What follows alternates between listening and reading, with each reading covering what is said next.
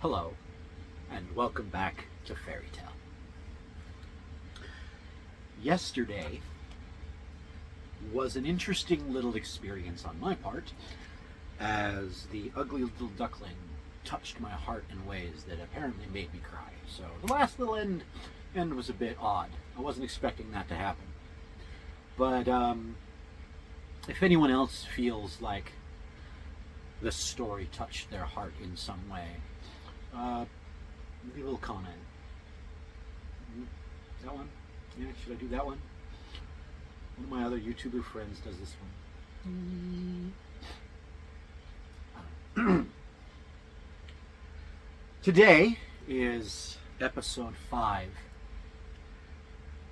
We're going to read Little Ida's Flower.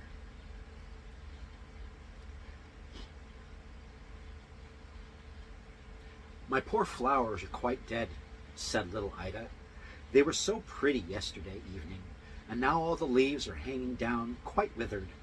What do they do that for?" she asked of a student who sat on the sofa. She liked him very much. He could tell the most amusing stories and cut out the prettiest pictures, hearts, and ladies dancing, castles with doors that opened, as well as flowers. He was a delightful student. "Why do the flowers look so faded today?" she asked again.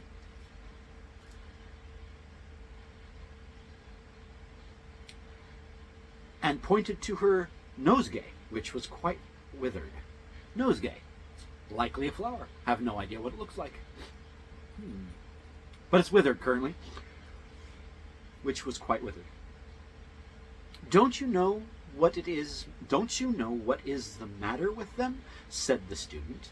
"The flowers were all ball last night, and therefore it is no wonder they hang their heads." "But flowers cannot dance," cried little Ida. "Yes, indeed they can," replied the student. "When it grows dark and everybody is asleep, they jump about quite merrily. They have a ball almost every night." Fantasia, maybe? "Can children go to these balls?" "Yes," said the student. "Little daisies and lilies of the valley." "Where do the beautiful flowers dance?" asked little Ida.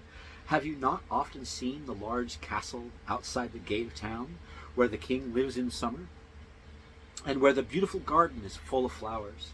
And have you not fed the swans with bread when they swam towards the flowers? And have you not fed the swans with bread when they swam toward you? Well, the flowers have capital balls there, believe me." "I was in the garden out there yesterday with my mother," said Ida, "but all the leaves were off the trees, and there was not a single flower left. Where are they? I used to see so many in the summer." "They're in the castle," replied the student. "You must know that as soon as the king and all the court are gone into town, the flowers run out of the garden into the castle, and you should see how merry they are. The two most beautiful roses seat themselves on the throne. They are called the king and queen. Then all the red coxcombs. Then all the red coxcombs ranged. I actually know what that one looks like. Nice. Then all the red coxcombs range themselves on each side and bow and blah, blah, blah, blah, blah. Then all the red coxcombs range themselves on each side and bow. These are the lords in waiting. After that, the pretty flowers come in, and there is a grand ball. The blue violet represents little naval cadets, and dance with hyacinths and crosses, which they call young ladies. Crosses, Croesus, Crocus, Croesus. Croesus. Lost it. Gone. It's now annoying. It's not even a word anymore. The tulips and tiger lilies are the old ladies who sit and watch the dancing, so that everything may be conducted with order and propriety. "But," said little Ida, "is there no one here to hurt the flowers for dancing in the king's castle?" "No one knows anything about it," said the student. "The old steward of the castle, who has to watch there at night, sometimes comes in, but he carries a great bunch of keys, and as soon as the flowers hear the keys rattle, they run and hide themselves beneath the cushions and curtains and stand quite still, just peeping their heads out. Then the old steward says, "I smell flowers here." But he can't see them. "Oh, how capital," said little Ida. "Oh, how capital. I may add that into my vocabulary. Oh, how capital of you. Ooh, I like it," said little Ida, clapping her hands. "Should I be able to see these flowers?" "Yes," said the student. "Mind you think of it next time you go out. No doubt you will see them. If you peep through the window, I did so today, and I saw a long yellow lily lying stretched out on the sofa. She was a court lady." "Can the flowers from the botanical gardens?" Excuse me while I chew on these words. "Can the flowers from the bee, boy, balloon, not Pooh and Penelope, bee. Can the flowers from the botanical gardens go to these balls?" asked Ida. "It is such a distance." "Oh yes," said the student, "wherever they like, for they can fly. Have you not seen those beautiful red, white, and yellow butterflies that look like flowers? They were flowers once. They have flown off their stalks into the air and flapped their leaves as if they were little wings to make them fly. Then, if they behave well, they obtain permission to fly about during the day instead of being obliged to sit still on their stem at home. And so in this time the leaves become real wings. It may be, however, that the flowers in the botanical garden have never been to the king's palace, and therefore they know nothing of merry doings at night, which take place there. I will tell you what to do, and the botanical professor, who lives close by here, will be so surprised. You know him very well, do you not? Well, next time you go into his garden, you must tell one of the flowers that there is going to be a grand ball in the castle. Then that flower will tell the others, and they will fly away to the castle as soon as possible.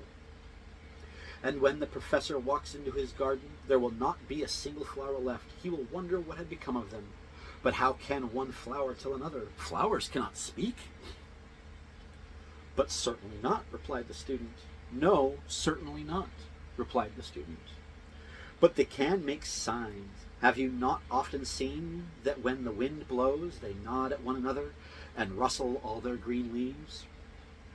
"Can the professor understand the signs?" asked Ida. "Yes, to be sure he can.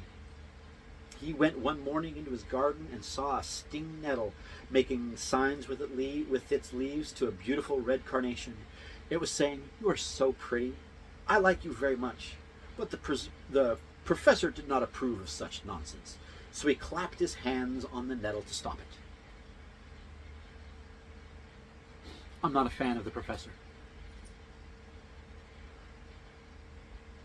But the professor did not approve of such nonsense, and that is why. So he clapped his hands on the nettle and stopped it, and that is also why. And stopped it. Then the leaves, which are its fingers, stung him so sharply that he had never ventured to touch the nettles again. Good. Don't be mean. I'm glad you stood up for yourself, Nettle. "Oh, how funny," said Ida as she laughed. "How can anyone put such notions into a child's head?" said the tiresome lawyer, who had come to pay a visit and sat on the sofa. He did not like the student, and would grumble when he saw him cutting out droll or amusing pictures.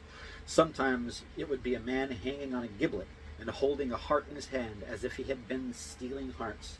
Sometimes it was an old witch riding through the air on a broom and carrying her husband on her nose. But the lawyer did not like such jokes, and he would say, as he had just said, "How can you put such nonsense into a child's head? What absurd fancies there are!" "You, sir, have grown old, you old lawyer." Tisk, tisk, tisk. But to little Ida, all these stories which the student told her about the flowers To little Ida, all these stories which the student told her about the flowers seemed very droll, and she thought over them a great deal. The flowers did hang their heads, because they had been dancing all night, and were very tired, and most likely were ill.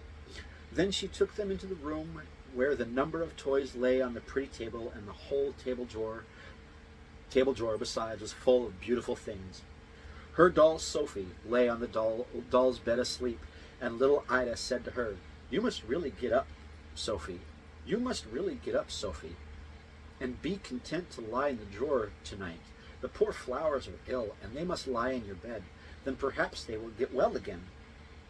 So she took the doll out, who looked quite cross, said not a single word, for she was angry, and being turned out of her bed. Ida placed the flowers in the doll's bed and drew a quilt over them. Then she told them to lie quite still and be good while she made some tea for them, so that they might be quite well and able to get up the next morning. As she drew the curtains closed around the little bed, so that the sun might not shine in their eyes, during the whole evening she could not help thinking of what the student had told her, and before she went off to bed, she was obliged to peep behind the curtains into the garden where all her mother's beautiful flowers grew, hyacinthas and tulips and many others. Then she whispered to them quite softly, I know you are going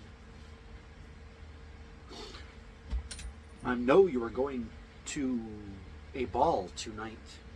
But the flowers appeared as if they did not understand, and not a leaf moved. Still, Ida felt sure she knew all about it. She lay awake a long time after she was in bed, thinking how pretty it must be to see all the beautiful flowers dancing in the king's garden. "I wonder if my flowers have really been there," she said to herself, and then she fell asleep. In the night she awoke. She had become dreaming of flowers and of the student, as well as of the tiresome old lawyer who found fault with him. It was quite still in Ida's bedroom. The night lamp burnt on the table, and her father and mother were asleep. "I wonder if my flowers are still lying in Sophie's bed." She thought to herself, "How much should I like to know?" She raised herself a little and glanced at the door of the room where all her flowers and playthings lay, and it was partly open, and she listened. It seemed as if someone in the room was playing the piano, but softly and more prettily than she'd ever heard before. "Now all the flowers are certainly dancing in there," she thought. "Oh, how I should like to see them!" But she did not dare move for fear of disturbing her father or mother. If they would only come here, she thought, but they did not come, and the music continued to play so beautifully and was so pretty that she could resist no longer. She crept out of her little bed, went softly to the door, and looked into the room. Oh, what a splendid sight there was, to be sure! There was no night lamp burning, but the room appeared quite lit, for the moon shone through the window upon the floor and made it almost like day. All the hyacinthas and tulips stood in 2 long rows down the room. Not a single flower remained in the window, and the flower pots were all empty. The flowers were dancing gracefully on the floor, making turns and holding each other by their long green leaves as they swung around, and the piano sat a large yellow lily, which Ida was sure she had seen in the summer, for she remembered the student saying she was very much like Miss Lina, one of Ida's friends. They all laughed at him then, but now it seemed to little Ida as if the tall yellow flower was really like the young lady. She had just the same manners while playing, bending her long yellow face from side to side and nodding in time with the beautiful music.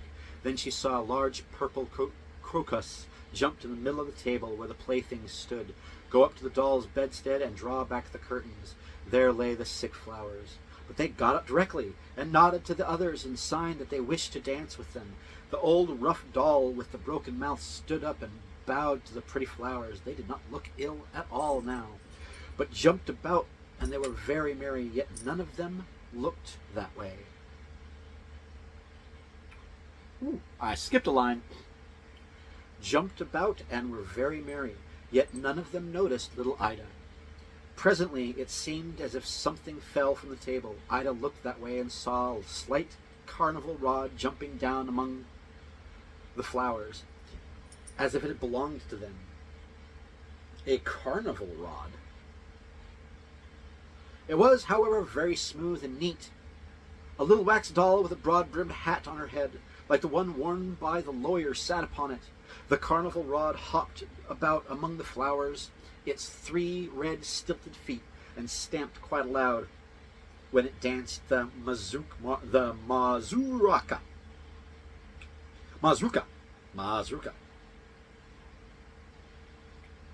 And stamped quite loud when it danced the mazurka. The flowers could not perform this dance. They were too light to stamp, in that manner. All at once, the wax doll which rode on the carnival rod seemed to grow larger and taller, and it turned around and said to the paper flowers, "How can you put such things in a child's head? They are all foolish fancies." And then the doll was exactly like the lawyer, with the broad-brimmed hat, and looked as yellow and as cross as he did. But the paper doll struck him on his leg, and he shrunk up again and became quite a little wax doll. This was very amusing. Yes, I agree. And Ida could not help but laughing. Oh, she made noise. The carnival road went on dancing, and the lawyer was obligated to dance also. It was no use. He might make himself great and tall, or remain a little wax doll with a large black hat. He still must dance. Then at last, the other flowers interceded for him, especially those who had lain in the doll's bed, and the carnival rod gave up his dancing. At the same moment a loud knocking was heard in the drawer where Ida saw Sophie lay with many other toys. Then the rough doll ran to the other end of the table, laid himself flat down upon it, and began to pull the drawer out a little way. Then Sophie raised himself and looked round quite astonishingly. "There must be a ball here tonight," said Sophie. "Why did not somebody tell me? Will you dance with me?" said the rough doll. "You are the right sort to dance with, certainly," she said, turning her back upon him. Then she seated herself on the edge of the drawer, and though that perhaps one of the flowers would ask her to dance, but none of them came. Then she coughed. For all that not one came, the shabby doll now danced quite alone. Aww. And not very badly, after all, as none of the flowers seemed to notice. Sophie, she let herself down from the drawer to the floor, as to make a great noise. All the flowers came round her directly and asked if she had hurt herself, especially those that had lain in her bed. But she was not hurt at all, and Ida's flowers thanked her for the use of the nice bed, and were very kind to her. They let her into the middle of the room where the room shone, and danced with her, while all the other flowers formed a circle around them. Then Sophie was very happy, and said they might keep her bed. She did not mind lying in the drawer at all, but the flowers thanked her very much, and said, "We cannot live long. Tomorrow morning we shall be quite dead, and you must tell little Ida to bury us in the garden near the grave of the canary, when in the summer we shall wake up and be more beautiful than ever."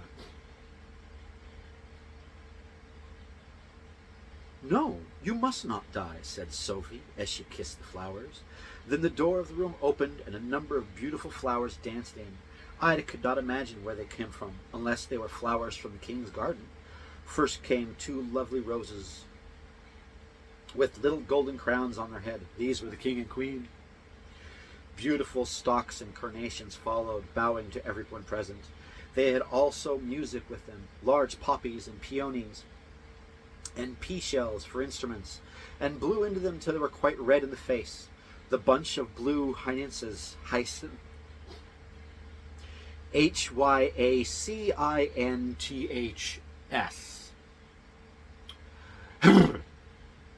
and the little white snowdrop jingled their bell-like flowers, as if heart-cased daisies, as if they were real bells. Then came more flowers, blue violets, purple heart-kissed daisies, and lilies of the valley, and they all danced together and kissed each other. It was very beautiful to behold. At last the flowers wished to eat other good. At last the flowers wished each other good night. Then little Ida crept back into her bed and dreamt of all she had seen. When she rose the next morning, she went quickly to the little table to see if the flowers were still there. She drew aside the curtains of the little bed, and there they all lay, but quite faded. and much more than the day before. Sophie was lying in the drawer where Ida had placed her, but she looked very sleepy. "Do you remember what the flowers told you to say to me?" said little Ida. But Sophie looked quite stupid and said not a single word. "You're not kind at all," said Ida, "and yet they danced with you." She took the little paper box on which were painted beautiful birds and laid dead flowers in it. "This shall be your coffin," she said, and by, when my cousins come to visit me, they shall help me bury you out in the garden, so that next summer you may grow up to be more beautiful than ever." Her cousins were two good-tempered boys, whose names were James and Adolphus. Their father had given them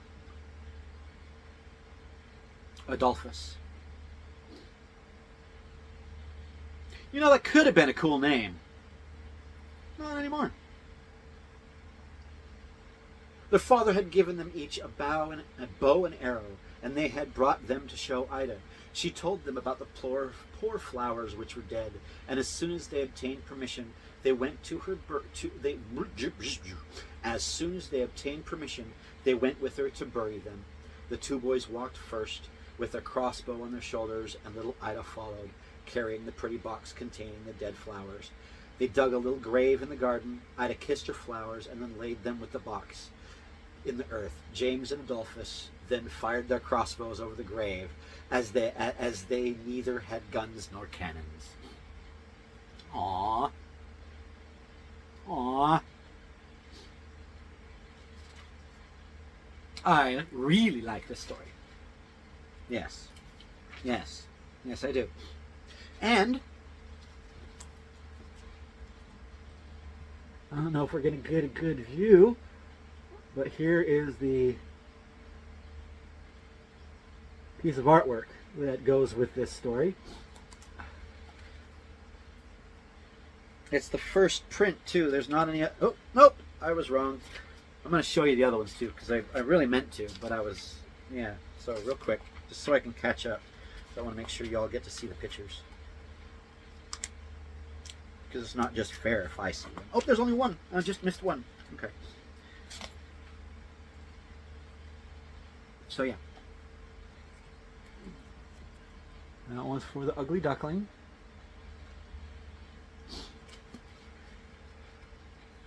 And then little Ida's flowers that I just showed you first. Lovely story. Lovely, lovely, lovely story. Good night.